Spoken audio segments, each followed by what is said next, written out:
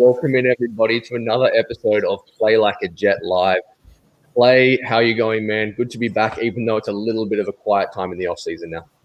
Yeah, I'm doing good. It's tough getting through these last few months. I mean, after the draft kind of dies down, there's not really much going on, but we're going to try our best to just get through this. And before you know it, it'll be preseason time.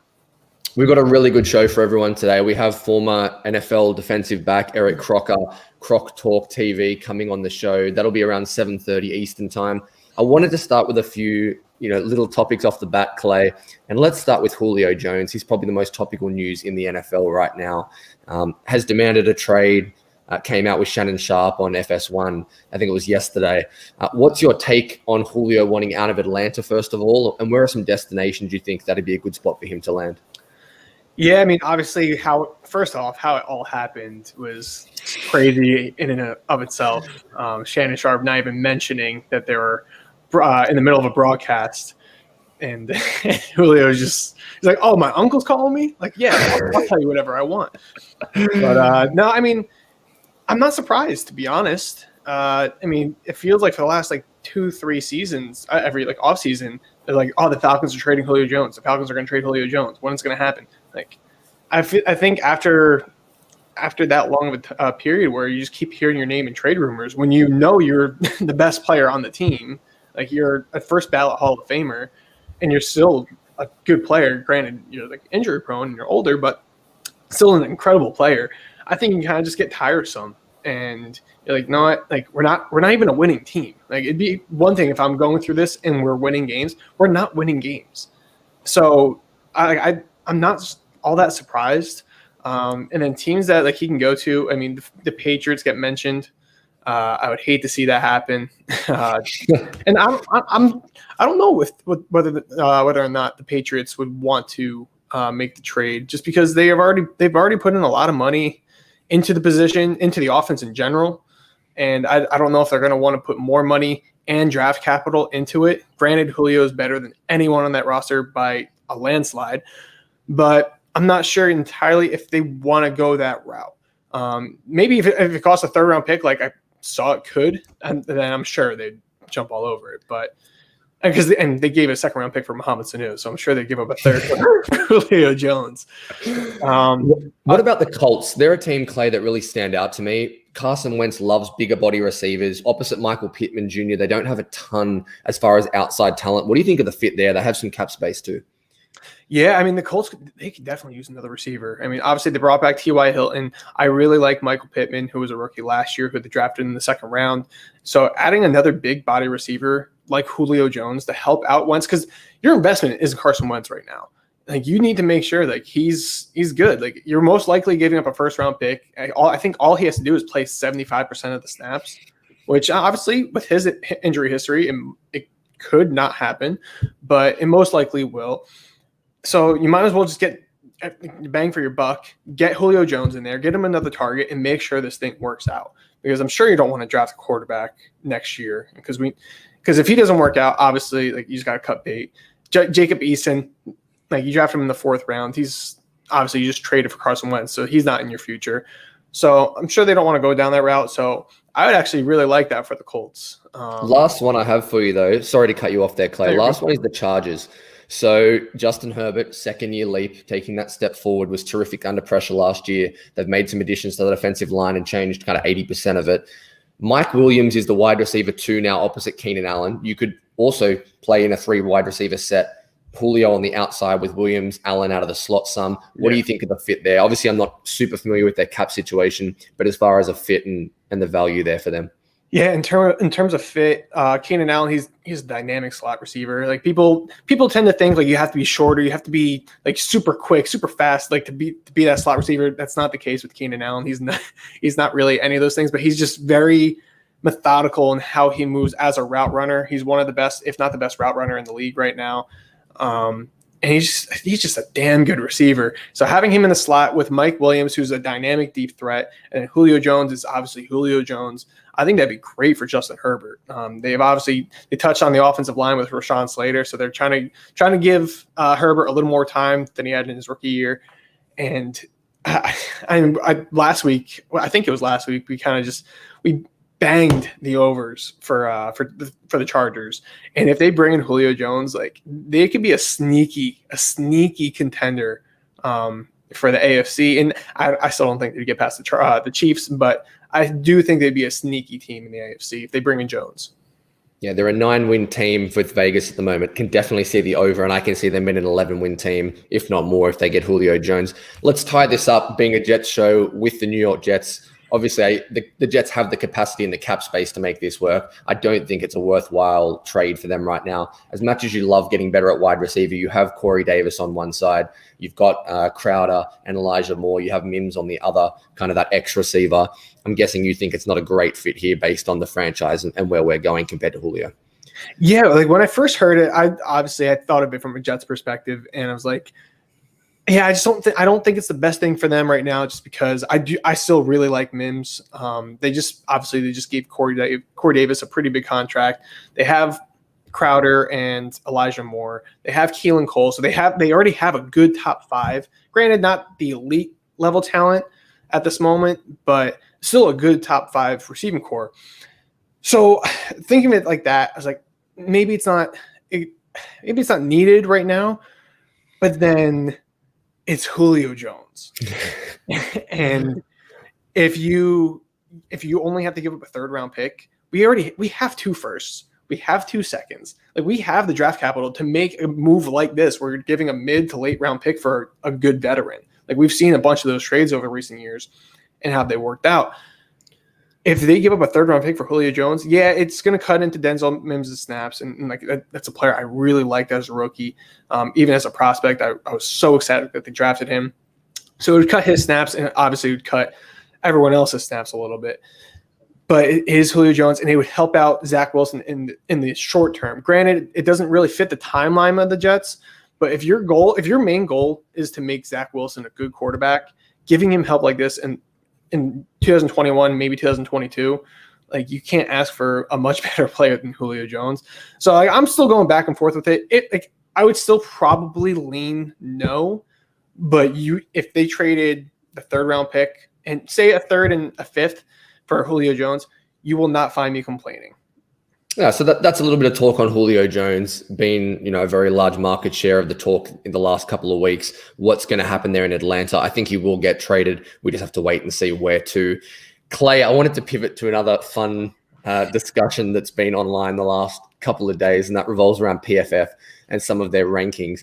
I want to start with the defensive end rankings, or the edge rankings, which looked pretty good off the bat. You look at, guys like Mac, TJ Watt, the Bosa brothers, they make sense in the top 4. There was one big exclusion, and someone we talked about before we aired. Who was that, and what were your thoughts on it? I know he missed most of the season last year. I think he actually got hurt against the Jets, if I'm not mistaken.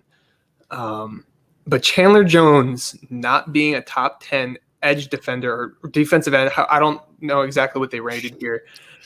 Him not being on this list is a travesty. Like, he is easily a top 5 edge defender in this league, and you could argue that he's top 2 when healthy. So like the fact that they have guys like DeMarcus Lawrence, who didn't have a great last 2 years, and then Daniel Hunter, he missed the entire 2020 season with a neck injury. So why is he in the top 10 when Chandler Jones falls all the way to 15? He's not 11, he's not 12, 15.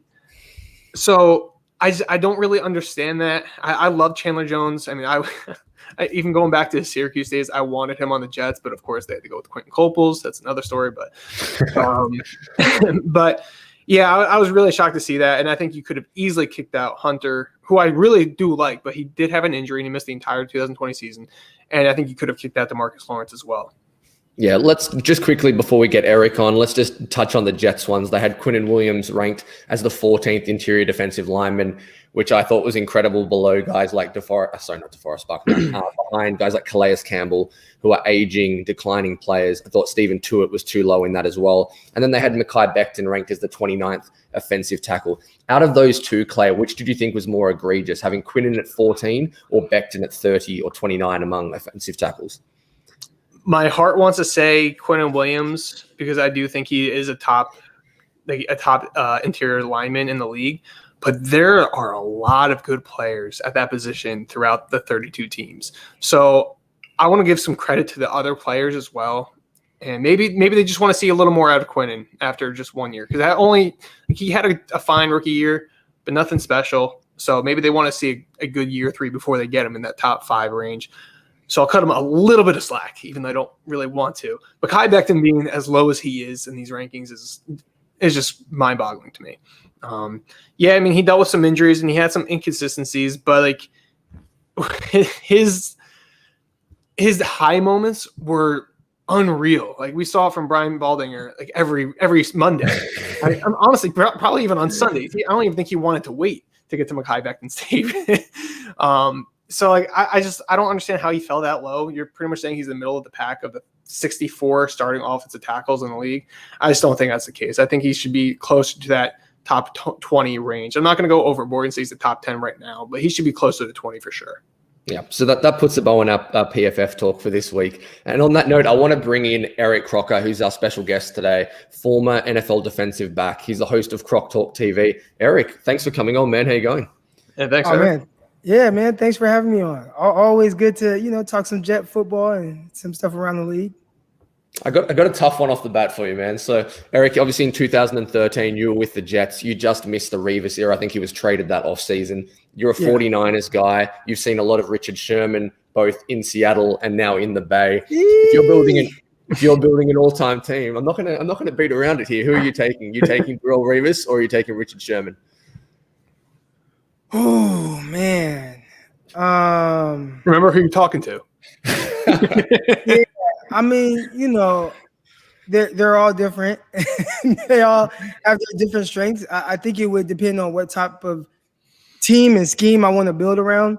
I would say if I want to go, just pure kind of a little bit more man heavy, I would probably lean towards Revis. Mm-hmm. So yeah, and I would definitely be fine with that. But I think all 3 guys, man, are amazing. I think all 3 guys will most likely be, first, ballot Hall of Famers because they've dominated. They've all dominated their positions for, a certain amount of time. But I think a lot of what Revis did and what he was asked to do, I think he had a little bit more responsibility. I think that's what made him just so special. Sherman, obviously, amazing, has an amazing career. I think he executed a scheme as good as you can. He wasn't asked to do as much as guys like Revis, but even when he was asked to do some of that, I thought he did a tremendous job. So, but I'd still lean a little Revis, but they're right there with each other. Let's stay on Sherman for a minute. Where do you think he's going to land? Do you anticipate he's going to be back in the Bay? He's a West Coast guy. Do you think that's the fit? I think there's a scenario where that definitely works out. I think for him is going to or for any team that wants to sign him, is going to come down to, how do they feel about the guys that are in-house? I think, when you look at the 49ers, they probably look at their, they have Verrett, they have Mosley, and I'm pretty sure they feel confident with those guys. They drafted 2 more guys, Ambry Thomas from Michigan and Diamador Lenore from Oregon. And, they drafted him in the 5th round. So, I'm pretty sure they probably like to see how that whole thing plays out. And if they get into this sticky situation, maybe there's an injury, maybe the guys aren't playing as well as they would like. I think that's when you would see them bring back, Sherman, and I think they could plug him right in. Clay, do you want to wrap up anything on the Revis versus Sherman discussion? Yeah, I mean, I always go back to that 2009 season with Revis, and I swear, I mean, I was 15, 16 years old during that season, but it was the greatest defensive performance I've ever seen. And we're not even seeing all 22 tape. We're just seeing broadcast film. Like, do you kind of get that same sense? Like that was the greatest performance you've seen from a cornerback? Yeah. I mean, a lot of it is just about what he was asked to do, to play kind of a lot of what they did. I know it looked like a lot of man because they did so much press stuff, but I know when I was there was a lot of fire zone 3, which kind of has some man principles in it, and they would shade everybody everywhere else and just really leave Revis on an island, and that was kind of how he got the name. So, to be able to do that and do that against like big dogs, right? I mean, the best of best receivers and still be able to play that style of defense, I think that's why people, speak so highly of Revis in that era. Nice. Well, I'm glad we're all on the same page with that. So obviously you're a Niners fan and we're a Jets podcast. Kind of going to the draft, we're going to touch on some of the other guys later, but what do you think about the two quarterbacks that were taken, Trey Lance and Zach Wilson? Obviously, Zach Wilson being the second pick and Trey Lance being the third. I really like Zach Wilson. I think in my final rankings before the draft, probably about a week or so before the draft, I had Zach Wilson fourth out of the quarterbacks.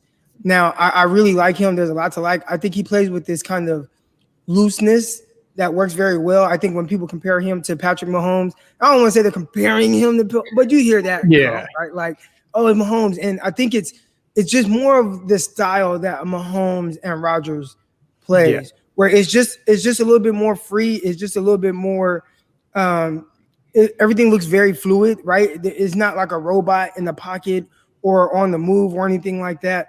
I think from that standpoint, he gives you a lot, right? I mean, I don't think there's any throw that he's afraid to make. I think his anticipation throws, far hash, really good. There were some things where it was kind of hard to tell if, like, is he this good or are his receivers just that much better than the competition that they played against for the majority of this year? And I thought that was kind of tough to distinguish because there were some passes that were just kind of, I'm just throwing the ball up and my guys are coming down with it, but not so much it was a great throw. But then there's other times where you can easily point out great throws, terrific accuracy, throwing the ball downfield. I think he's probably a lot more mobile than most people probably would give him credit for. He definitely makes plays with his legs. There was a lot to like. I worried a little bit about, why was there such a big jump, right? Like when you look at him from his sophomore year to his junior year, just the jump statistically, the jump in how it looked. And I was like, man, I wonder if some of this has to do with the competition that he's playing against as to why it looked so much different. And then you kind of look at, compared to some of the other guys that were going in the top, he's built a little smaller. Now, he's not small. I think he proved that as pro day, 6'2", 214 pounds. I mean, that's fine, right? Yeah. But when you look at some of the other guys, he's not built as big and sturdy. And when you look at comparing him to like Trey Lance, who I kind of put on for him last minute, start looking at these bodies and how Zach Wilson had the injuries, right? And he had the shoulder injury and things like that. And I'm like, man, are those things, because maybe he's a little bit more slightly built, will those be reoccurring issues or whatever in the NFL? But overall, I think when you got to the top of those guys, you're kind of nitpicking. I think when it came to Trey Lance, obviously, like, you see all the ability, right? Like you see the big arm, you see the athleticism. But then I think like what really made me like him or love him really was the things that you can't teach. And I think those are the reasons why there are a lot of guys that end up being bust, right? Or I don't want to use that word, but you know what I'm saying? Like guys that are drafted in, the top 10 that have all this amazing or tremendous talent, but like, why don't they like pan out? And when you look at him, you're talking about somebody who's extremely smart, someone who, his North Dakota State prepared him for the NFL. It wasn't even in the sense of an offense like what Ohio State ran, where, Justin Fields gets to the line of scrimmage and he fakes the clap, then he looks to the sideline.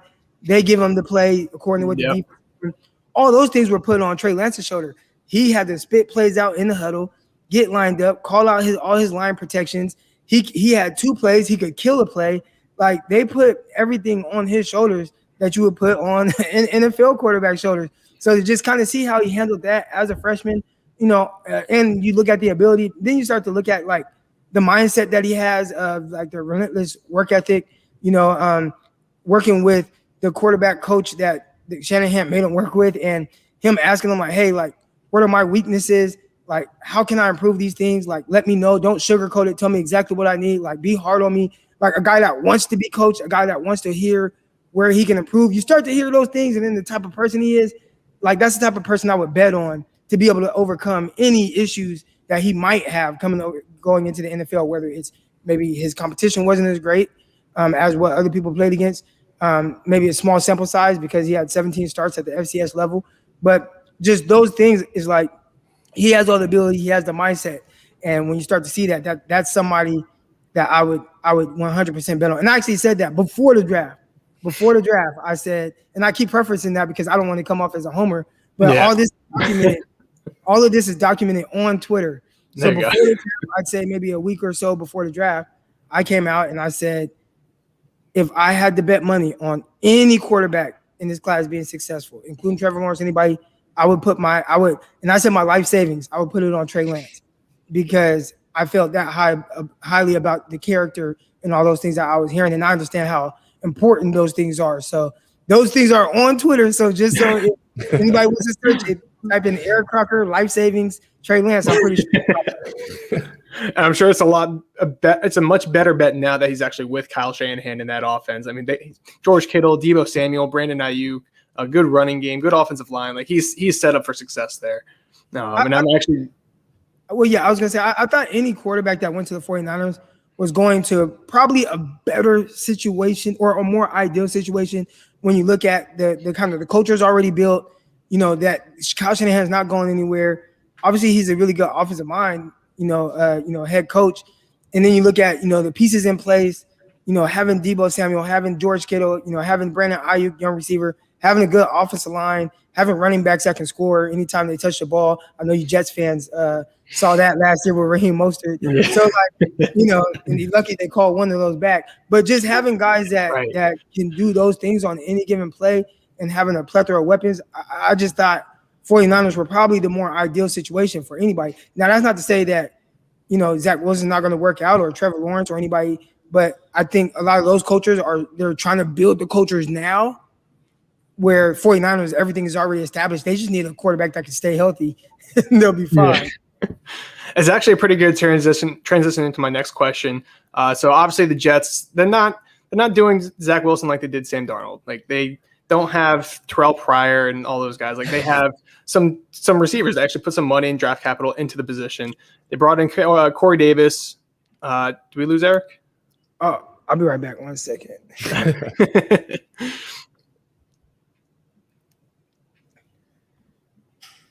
There we go.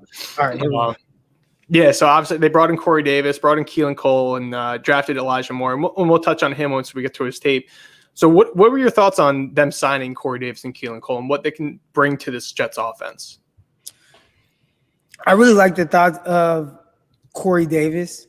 I think when you look at kind of how he was utilized in his, the start of his career with the Titans, I thought he was kind of just going to start. I was really high on him coming out, really high. Mm-hmm. I thought he had, and kind of really possessed all the talent that you would ideally like to see, from a receiver of his stature with the size, with the speed, with the hands, the ability and all that. Kind of got off to a slow start. And some of that might have to do with what I said about the mindset and understanding the work ethic of, of a player and things like that.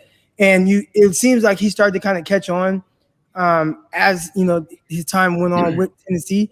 But obviously, when you have a guy like A.J. Brown who's going to demand, the type of respect that he is moving forward, maybe you could, possibly do without him a little bit. It didn't make him as much of a priority, but I think with the Jets getting him, I think that's a really good situation, especially for a young quarterback.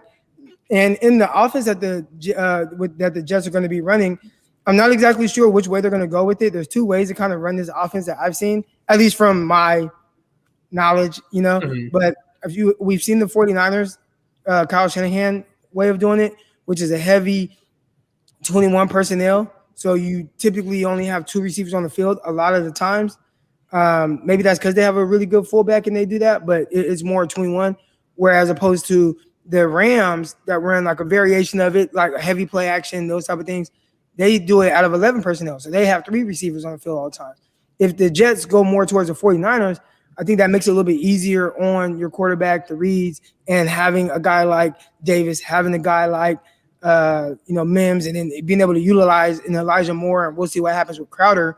But I think it just in general already, I'm a little upset. I don't want to say upset with the Jets, but like, why couldn't you do this with Sam Darnold? Like, why did you have all this, not very good, talented, players around Darnold, and then all of a sudden you start loading up when you get Zach Wilson, and I'm pretty sure it'll work out great. You guys have a good offensive-minded guys heading over there, and I do think that with Saleh, I talked about culture and everything, and I know that's kind of a played out, kind of term, but I did feel like before, and I said this maybe in December, that if I'm the Jets, I hire Robert Saleh. So I was right. You guys can look on my Twitter. I said that. But, I had said that if the Jets are smart, they would hire Robert Saleh because they need somebody that's going to come in and really change the way that the Jets organization is viewed and how it's ran. And he's a hard-nosed coach, but he's extremely intelligent, extremely smart, and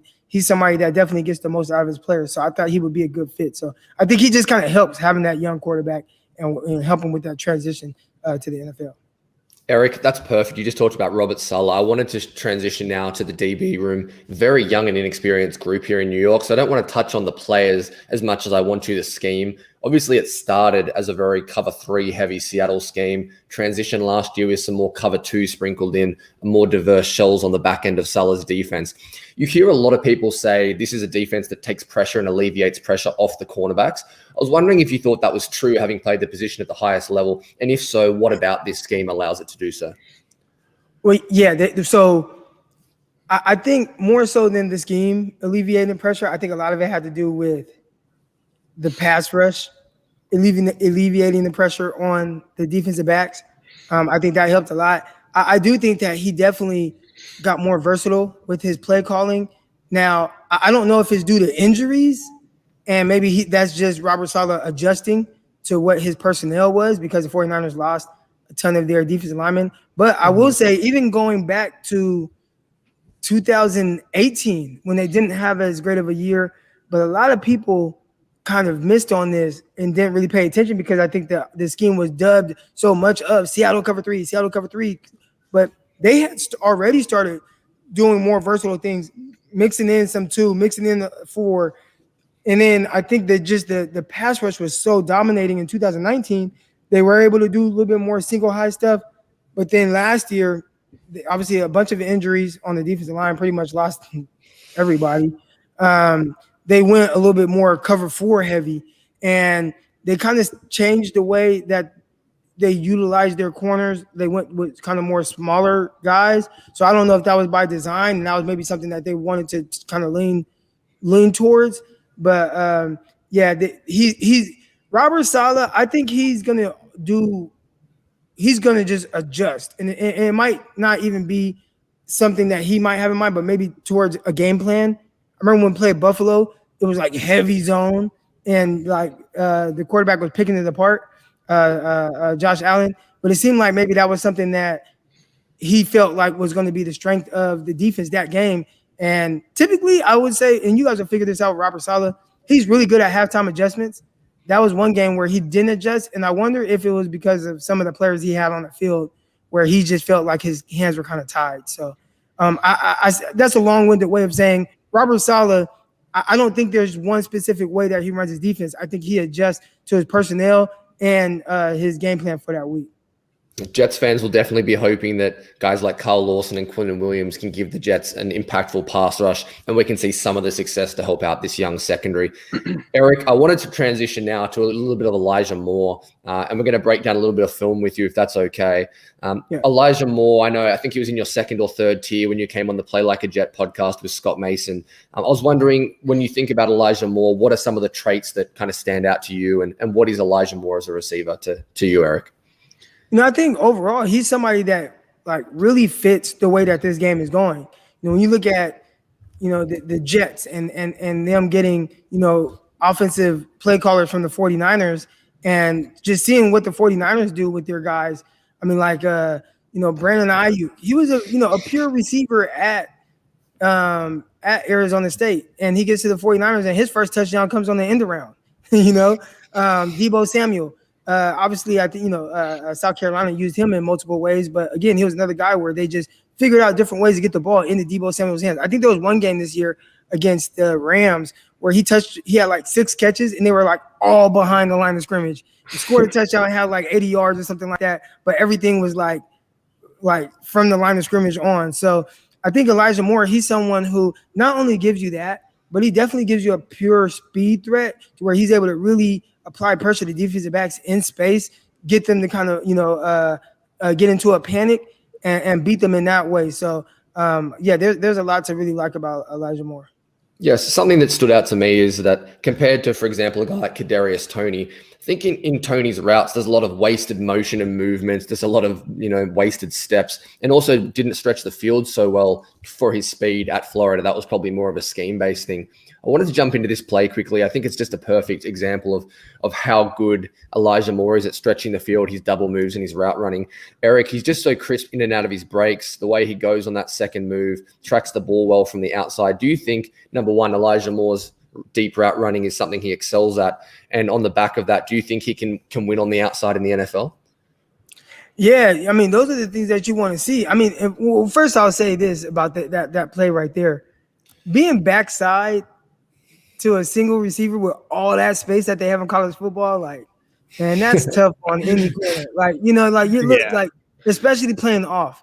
Like, I ideally would want to maybe press bail that so I don't just get caught in that much space. But that's tough just in general for that corner. But I would say, obviously, a nice, clean route, to set it up with patience. I think everybody just thinks that you got to run your routes like super fast the whole time. But I think one thing that he did extremely well there was attack the corner with patience, sail the post, and then come back out, right? Like, and setting up a defensive back, if you can do it with pace, like good pace, where you're not just like going all out, and then now you're a little under control. I think you can work that way. And somebody that possesses his type of 4.3 speed and still able to kind of set the corner up with patience, I think that was really good to see. Yeah. Let's see it now to the boundary side rather than to the field. So this is what you're talking about. He's in the slot here, second from the bottom of your screen, against more of a zone look against Alabama, a game where he just ripped it up. You're going to see that sluggo route again this time to the field. He's so good in and out of his breaks. I love how well he tracks the ball and how tough he is. That's a tough catch over the middle against a really good defense. But Eric, again, it just comes back to the nuanced route running. He gets his head back to the quarterback and then explodes out of that second break. Yeah. Teams are going to have to try to figure out how to get more hands on them, right? I'm looking at it from a defensive perspective. Mm-hmm. How would I want to, defend this? And I think one, you got that guy right there in that kind of star position. Can you reroute him, right? Like that's what I would ask. Then I would like to see how does he react to that? Because I just have a hard time thinking the NFL defenses will just let him just run scotch-free at all times, right? They're going to want to get hands on him. They're going to want to make him play through contact. And then from that standpoint is, okay, now how is he going to adjust to that, right? How does he play through contact, right? But I think just in general, when you start want to look at ability of a receiver and how he works to attack defensive backs, leverage in space, obviously he does a tremendous job of that. And, not just anybody's turning defensive backs around. Like it has to be a receiver that makes a guy feel a certain way, right? You have to threaten him a certain way. I think he did a really good job selling that and breaking route with his eyes. And that might have gotten the corner as well. But really just, that speed and then the ability to finish that catch and take a hit and still, get that ball all the way in, watch it all the way in. I think you want to see that work. That's one thing I really ask of my defensive backs. My smaller receivers. If you're small, you have to be able to play big, right? Like you got to be able to play through contact. You got to be able to make catches downfield while you're getting hit. And obviously right there, he shows that ability. Yeah, that's all over his film, honestly. There was another game. The DB is kind of escaping me right now, but he plays bigger. He's only 5'8", 5'9", I think he was listed at. Yeah. And you can constantly see him take these big hits over the middle, like out deep, and he's not afraid of the contact. And you see a lot of receivers nowadays kind of like cower. I don't want to use that word because I feel like it's a bad word to use, but for lack of a better word, cower. And when they see a bigger defender come their way, but Elijah Moore, like he's despite his small size, it's littered in his tape, and I love to see it. Yeah, this was actually the play directly after the Sluggo touchdown. They've done their corners no favor. They put him on a on a field side boundary island again. Just a threat of the double move. You see the corner kind of start to bail and open his hips here. He's a little more worried about that deep speed, and then sticks his foot in the ground. The ball's a little late, but does a good job creating that cushion and securing the catch for a first down. Something I wanted to touch on quickly to finish on Elijah Moore, Eric, was how good he is at feel against zone. So here's another play against Alabama. And he's just going to hook here and then works his way back and finds that soft spot in the zone. You'll see it from the back end really well. Something I noticed against Florida as well. Very smart, cerebral player, has a good rapport with his quarterback and understands how to find that soft spot and really defeat zone coverage. Yeah, that's what you want to see. And that's one, I think, maybe an underrated aspect of guys playing in the slot. You know, you got to be a quarterback's best friend and be like an easy target in the sense of, you know, understanding you got to be on the same page with your quarterback. So, you know, if you have a option route or if you're supposed to settle in the area, you want to see a guy like, can he consistently be on the same page as his quarterback? And obviously you identify there, look, he's running to it. He sees the open area. Okay, let me stop. And then not just stop. Let me work back to that open space a little bit right there, sit it down, show my numbers so the quarterback knows I'm sitting it down. And then, you know, just able to hit him there. So just understanding like, okay, this is a guy who's not just running through zones, you know, like a chicken with his head cut off. He understands, you know, where to, you know, sit, and he's on the same page with his quarterbacks. That's something that's going to be really good with Zach Wilson as well once they get that timing down. Clay, I'm sorry to do this to you. You're a Gators guy. This was probably my favorite Elijah Moore play of the season. So again, what we just touched on, really good fill versus zone. But we talk about receivers having good hands. I think the best receivers run through catches. There's no wasted movement or stopping at the catch point. And he does an incredible job here on this play. So he's at the slot at the top of the screen, the two receiver. First of all, he works around the linebacker as he comes through. But then look at the way he just gets underneath and feels the zone, runs through the catch point. Eric, you must absolutely love that as a guy who works with some receivers now.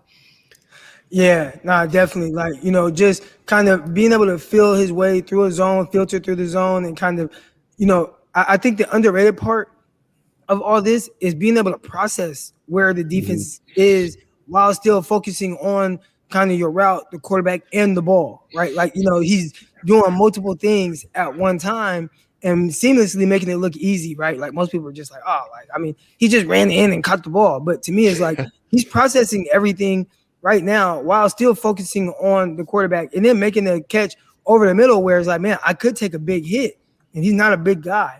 So, you know, to see those things, those are just all things that are encouraging, and just knowing, you know, what type of, you know, smart, tough player you have, and obviously, you know, has that explosive ability as well. Yeah, I wanted to shift quickly, guys, just to finish off with one of the DBs that the Jets drafted, and that was Michael Carter II out of Duke. So he's a guy who is probably going to play in the slot. Clay, I know you loved what you saw of him early. What did you like about Michael Carter II when you watched him on film for those couple of games? I mean, his speed just stands out. I think he ran a 4.3 40. Granted, it was at a pro day, but his speed just stands out. And he's able to find his way through traffic because, like you mentioned, he is playing in the slot, and he doesn't get rubbed very often. Like, he's always on his guy. He's sticky, which is great to see. I mean, how many times do we see in the Jets where they kind of get lost because there's linebackers or other receivers or tight ends getting in their way? It's just like it doesn't really happen with him, at least from what I saw. I didn't have all the tape of Michael Carter II, but those are the two of the big things. Like, he was sticking coverage, his feet, his speed. And just like Elijah Moore, like obviously on the defensive side, despite his smaller size, he's not afraid to hit. He's not afraid to get dirty. And like, I love seeing that. I just love seeing that tenacity out of a player, especially when they're of a smaller stature. Yeah, I really liked his versatility. He played some safety. Played some safety at Duke as well, and loved his ability to play some free. And then I actually have a couple of snaps of him playing some really nice kind of slants from the outside, even though I think he's 5'10" and run a 4.3. He had the ability to match from the outside against some smaller receivers, and that impressed me as well. We'll see if we can get this tape rolling. I think we're having some issues, so it may not actually get going here, which is okay. But Eric, I know you probably haven't watched a ton of Michael Carter II. Not many people chuck on Duke for their tape, but the Jets took a few defensive backs. They took Nasruddin out of Florida State. They took Pinnock from Pitt. Did you have a guy that kind of stood out to you as a day 3 player that you liked that the Jets selected? Yeah, no, I haven't seen much film on those guys. The only guy that I watched a little bit of was Nezdardine from Florida State. I know I watched him a little bit, and I saw he was kind of a versatile guy in the secondary, but that's kind of to the extent because I think I was watching Asante Samuel Jr. and I was like, wait a minute, they got the Nezdardine guy too, so let me kind of like take a peek at him. But I didn't watch enough of him to have like a legit analysis on him. Yeah. I guess looking forward now to the season, what are your expectations? Let's talk about our team and your team here, Eric. What are your expectations for the 49ers? I think Vegas has them as the number 5 team, according to their chances to win the Super Bowl. Do you have them in that kind of ilk of a team, or do you think the 49ers are a serious chance of getting back to the Super Bowl this year?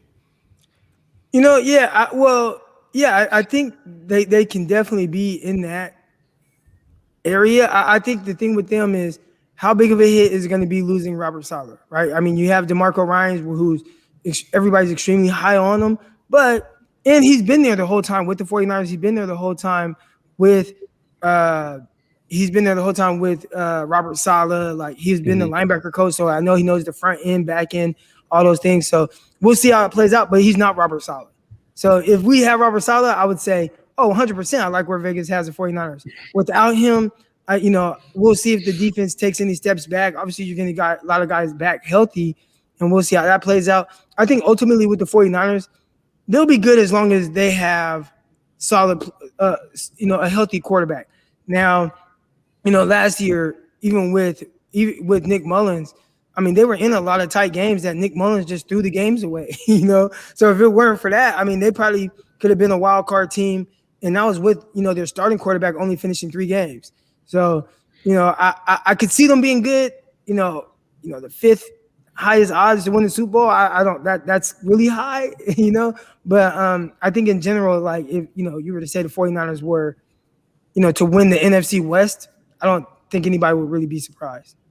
Let's close it out on the Jets, Eric. What's a successful year for Robert Saleh in year 1 in New York? Is it winning 8 games? Is it getting to 500? Is it all about Zach Wilson's development? How would you identify a good year for Robert Saleh in year 1 with the Jets?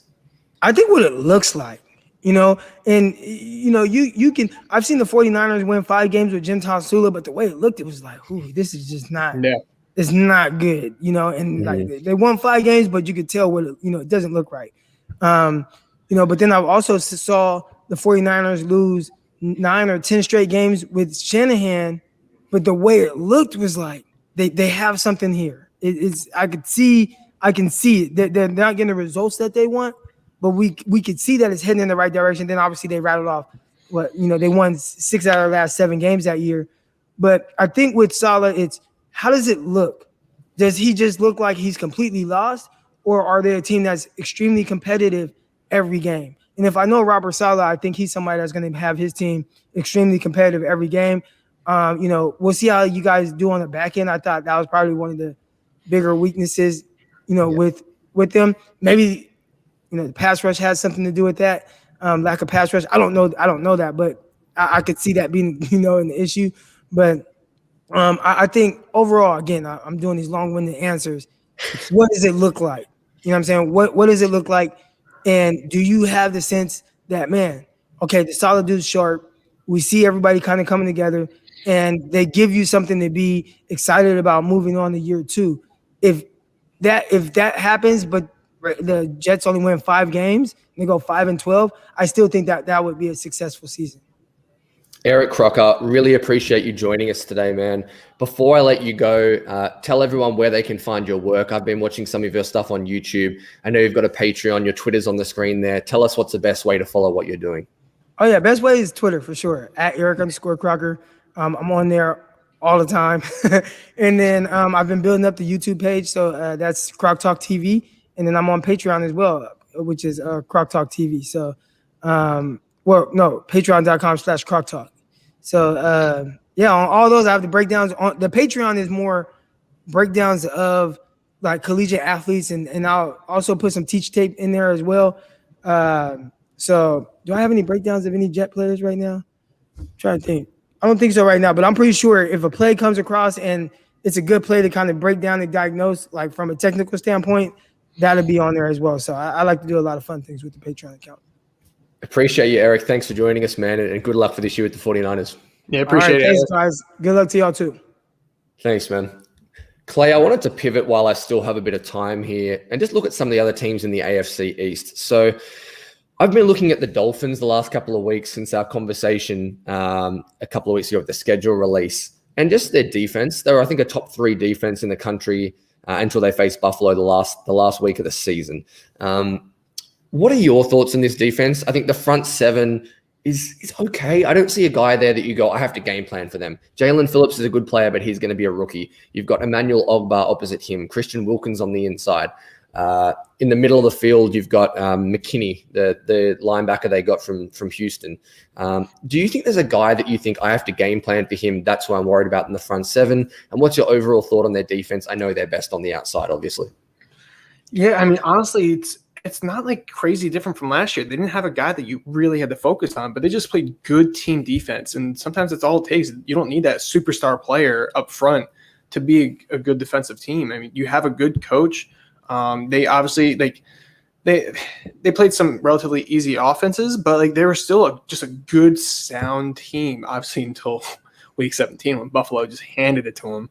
But no, I mean, we'll see what they have in Jalen Phillips. I don't really know what their role is for him. I'm looking at their depth chart on Our Lads, and they have him as a strong side linebacker, as a Sam in a 4-3. Yep. And I don't really know if that's what he's going to be. But we'll see. I'm sure we've seen crazier things. We'll see what happens there. But obviously, their strength is their cornerbacks. They have Byron Jones, Xavier Howard, 2 of the top corners in the league.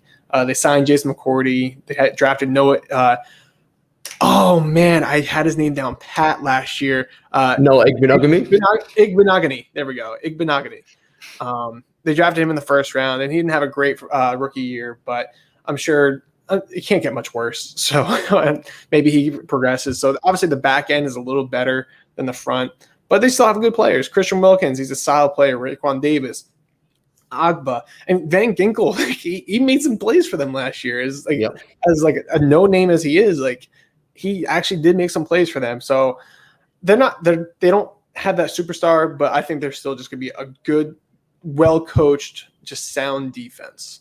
Yeah, I think one thing I really did like, I know I've probably been a little critical of Miami and their defensive unit not being as good as it is advertised. I like what they did at the safety position. I think they got Javon Holland, who can play that deep safety role. And they also brought in Malik Hooker, who was a guy I absolutely loved in 2017 when we drafted Jamal Adams. So I'm pretty sure he ended up there as well. So I like what they did at the safety position. I thought they added some more depth there. If you had to say, Clay, between Miami and then shifting to Buffalo or New England, which defense do you think is the best in the AFC East right now? Because Buffalo weren't as good as they were in 2019 last year. Well, actually, I do want to correct you real quick. Malik Hooker is still a free agent. Oh, really? I think he just visited Miami. I think he visited Miami and Dallas and maybe a couple other teams. But he's still out in the open market, which is actually kind of surprising considering how good of a boomer bust. He's a low risk, high reward type player. So I'm surprised he's still out there. But maybe he's just looking for his money. I mean, Miami's got a good defense.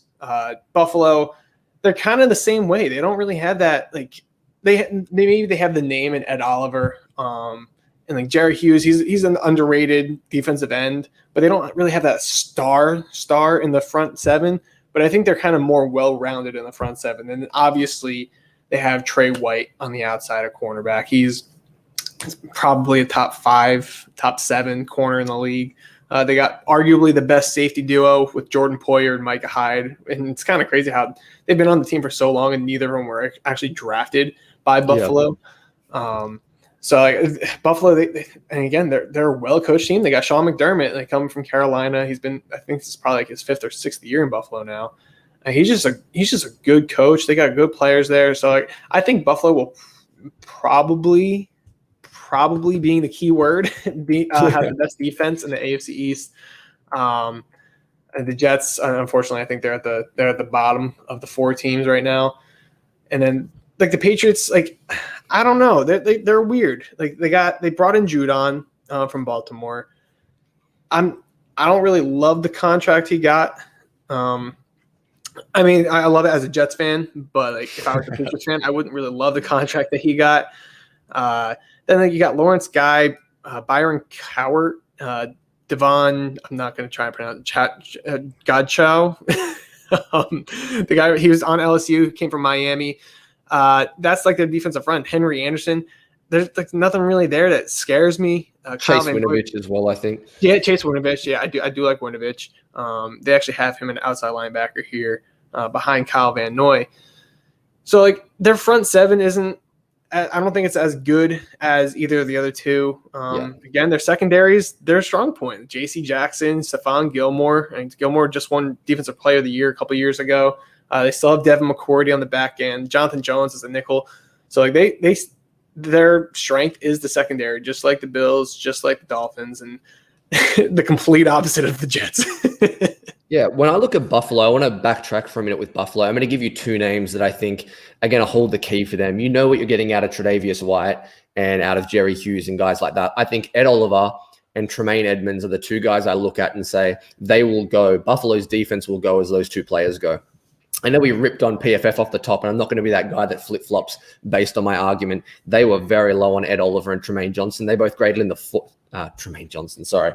Edmonds. They both graded in the 40s last year on PFF scale. So as low as you can get for a starting player effectively. So I think those two are going to hold the key. And then for New England, I think Kyle Duggar is going to be a big player this year, kind of in that Patrick Chung role. Will he take that second-year leap? So I think, as you said, there's some interesting defenses in the AFC East. I don't think there's a dominating one like you would see with, maybe Buffalo in 2019 or kind of what Miami looked like in 2020. So that's just a whip around the AFC East with our defensives.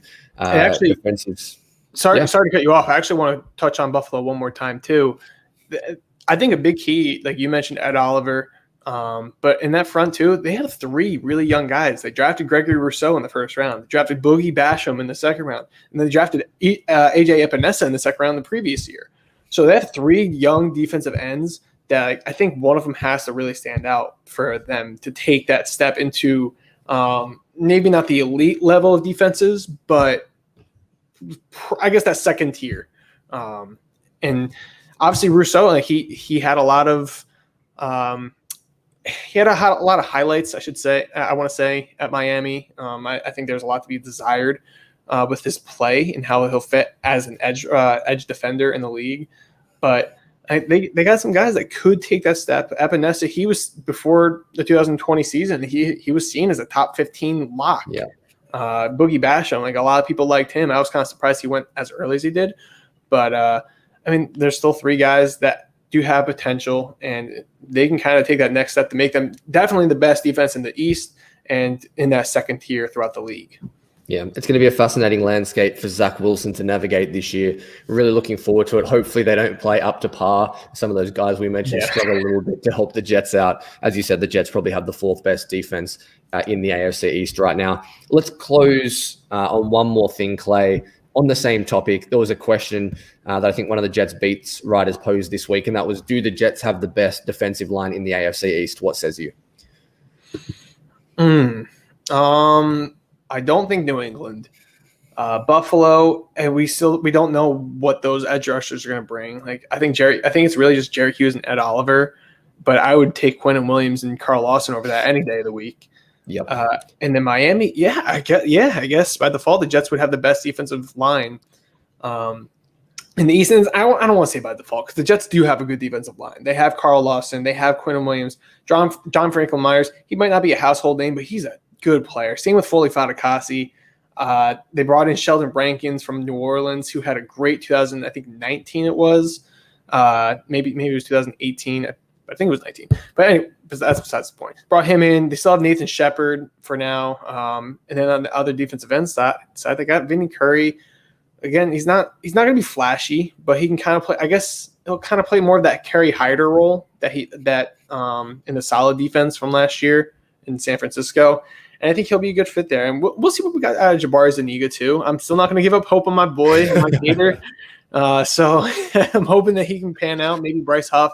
I would love to see one of these young guys kind of just take over that role and just just not give it up and make sure they don't have to use another draft pick on an edge rusher, because God knows we're done. We don't want to see it anymore.